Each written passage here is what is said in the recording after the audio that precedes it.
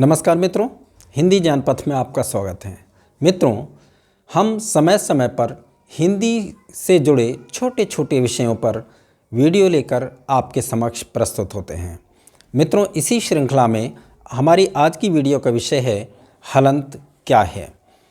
हलंत एक चिन्ह है, एक प्रतीक चिन्ह है और इस हलंत से यह लक्षित होता है कि जिस वर्ण पर हलंत लगा है उसमें स्वर नहीं है।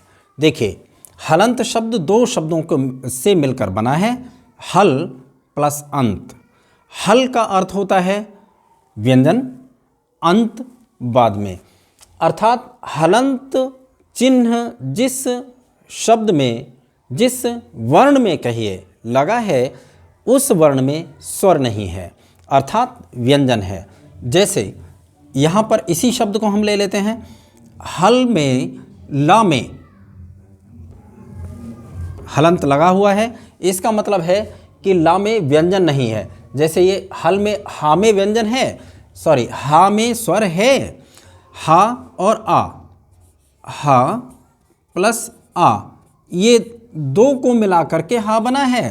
किंतु अगर इसी को इस तरह से लेते हैं तो इसमें केवल ला है, केवल ला है, इसमें स्वर नहीं है, आ नहीं है।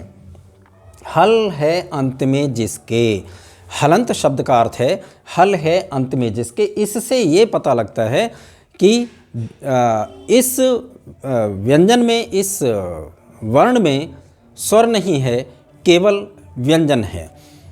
हल, अब अगर दूसरे शब्दों में कहें तो हल मीन्स व्यंजन होता है, हल मीन्स व्यंजन। हल संस्कृत का शब्द है, हल एक प्रत्याहार है। संस्कृत में हल प्रत्याहार में व्यंजन ही होते हैं, इसलिए हल व्यंजनों को ही हल कहा जाता है। संस्कृत वर्णमाला में या कहिए माहेश्वर सूत्रों में हैवरट के हा से लेकर हल के ला तक केवल व्यंजन सम्मिलित हैं हल प्रत्याहार में, इसलिए व्यंजनों को हल कहा जाता है। अब यहाँ पर आप देखेंगे, अब दूसरी चीज़ यहाँ ये आती है कि जैसे अब इसका प्रयोग करके देखते हैं। जैसे मान लीजिए शब्द हम ले लेते हैं रामम। यहाँ पर देखिए रा जो है इसमें दीर्घ आ है मिला हुआ, र प्लस आ, मा है इसमें म प्लस अ, और मा है इसमें अ नहीं है क्योंकि इसमें हलंत लगा हुआ है। स्वर रहित व्यंजन पर ही हलंत होता है।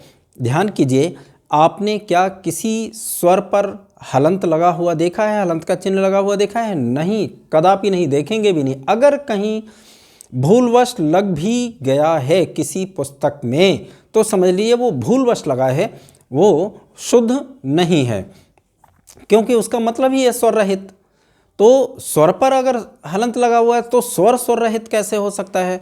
तो हलंत का मतलब है केवल व्यंजन, स्वर रहित व्यंजन। अब देखिए, कई शब्दों के बीच में, अगला उदाहरण देते हैं, कई शब्दों के बीच में अगर मान लीजिए इसको ले लीजिए, अगर इसको ऐसे हम लिख देते हैं, हालांकि अशुद्ध होगा ये अलग बात है, ऐसे हम लिख देंगे तो यहाँ आ नहीं आएगा, ठीक है, तो ये तो अशुद्ध हो जाए। कई शब्दों के अंत में ऐसा होता है, शब्द के बीच में कुछ व्यंजनों को आधा नहीं लिख सकते, तो उसके कुछ व्यंजन आधा लिखने में नहीं आते हैं तो उनके नीचे हलंत लगा दिया जाता है। मतलब दूसरे शब्दों में हम ये भी कह सकते हैं कि स्वर रहित व्यंजन भी कह सकते हैं, और दूसरे शब्दों में ये भी कह सकते हैं कि आधा अक्षर जो हम लिखते हैं। जैसे उदाहरण के लिए हम ले लेते हैं एक शब्द ये ले लीजिए शब्द, तो शब्द में जो बा है ना, आधा बा लिखा है, ये आधा बा लिख दीजिए या फिर ऐसे लिख दीजिए, ऐसे लिख दीजिए आप यूं, इस तरह से, ये दोनों एक ही बात होंगी, क्योंकि हलंत का मतलब है स्वर रहित, यानी आ निकाल दिया तो आधा रह जाएगा। तो कई बार इस तरह से भी कहा जा सकता है कि ये आधा वर्ण लिखने के लिए, आधा स्वर रहित लिखने के लिए, आधा लिखने के लिए हलंत का प्रयोग होता है। आशा है आपको हलंत क्या है, इसका प्रयोग कहाँ होता है, क्यों होता है, ये सारी बातें स्पष्ट हो गई होंगी। बहुत बहुत धन्यवाद।